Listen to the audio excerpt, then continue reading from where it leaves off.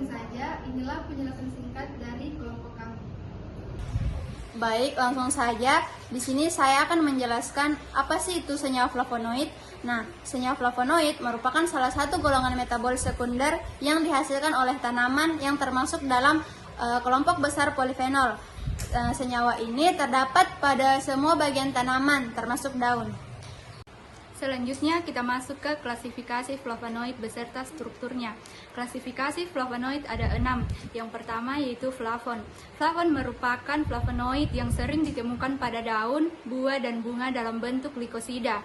Struktur flavon sendiri terdiri dari ikatan rangkap antara posisi 2 dan 3, serta memiliki keton pada posisi 4. Berikut merupakan struktur dari flavon. Yang kedua yaitu flavonolol. Flavonolol merupakan flavonoid dengan gugus keton. Aktivitas farmakologi yang dimiliki flavonolol adalah antioksidan. Gugus aromatik cincin B merupakan gugus yang bertanggung jawab atas aktivitas flavonolol karena ikatan rangkap konjugasi pada nomor 2 dan 3 memiliki kemampuan untuk perpindahan elektron dari cincin B yang menuju radikal bebas dan memecah radikal bebas. Berikut merupakan strukturnya. Yang ketiga yaitu flavanon. Flavanon merupakan flavonoid yang paling banyak terdapat pada famili Compositae dan Leguminosae dan Rutaceae. Senyawa itu terdapat pada akar, batang, bunga, buah, biji, dan rizoma. Ciri dari flavanon ini adalah cincin C dan saturasi yang memiliki ikatan rangkap di antara posisi 2 dan 3 yang membedakan dengan flavanon. Berikut merupakan strukturnya. Kemudian yang keempat yaitu flavanon. Flavanon atau yang disebut juga katekin merupakan derivat dari flavanon. Dengan penambahan gugus hidroksi, flavanon banyak ditemukan pada tumbuhan seperti teh, kiwi, apel, kokoa, dan anggur. Berikut merupakan strukturnya. Yang kelima yaitu antosianidin. Antosianidin merupakan pigmen yang bertanggung jawab terhadap warna pada tumbuhan. Antosianidin ini banyak ditemukan pada kokoa, sereal, kacang-kacangan, madu, teh, dan beri-berian. Berikut merupakan struktur dari antosianidin. Selanjutnya yang keenam yaitu kalkon. Kalkon merupakan flavonoid yang unik karena dibedakan dengan tidak adanya cincin aromatik C yang merupakan basis rangka dari flavonoid itu sendiri. Umumnya kalkon ditemukan pada tumbuhan seperti tomat, stroberi, pir, beri-berian, dan juga gandum. Berikut merupakan struktur dari kalkon tersebut. Baik, selanjutnya yaitu sifat fisik dan kimia flavonoid. Yang pertama itu merupakan senyawa polifenol, sehingga bersifat kimia. Senyawa fenol yaitu agak asam dan dapat larut dalam basa.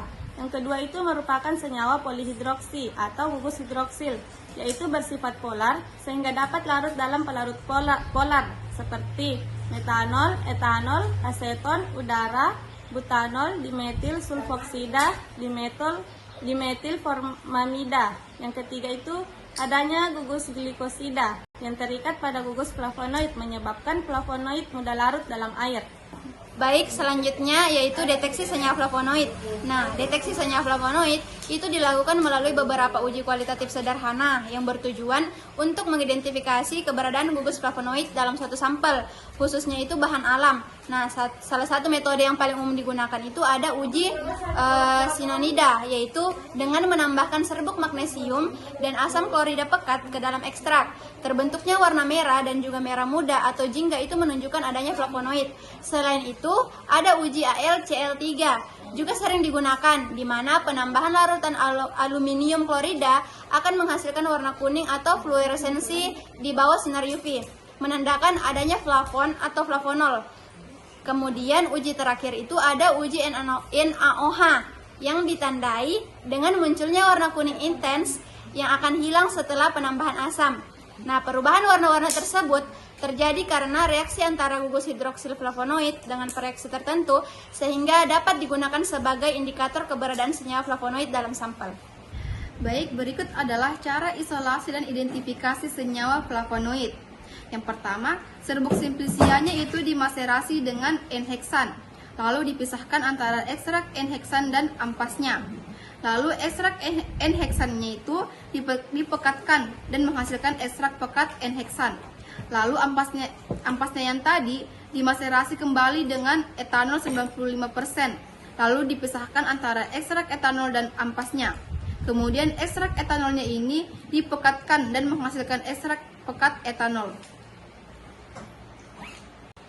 Kemudian ekstrak etanol pekat yang sudah dihasilkan ini dilarutkan lagi dalam air panas, lalu disaring dan difraksinasi dengan N-heksan.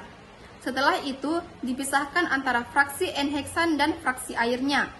Kemudian fraksi air ini difraksinasi lagi dengan kloroform, lalu dipisahkan antara fraksi air dan fraksi kloroform.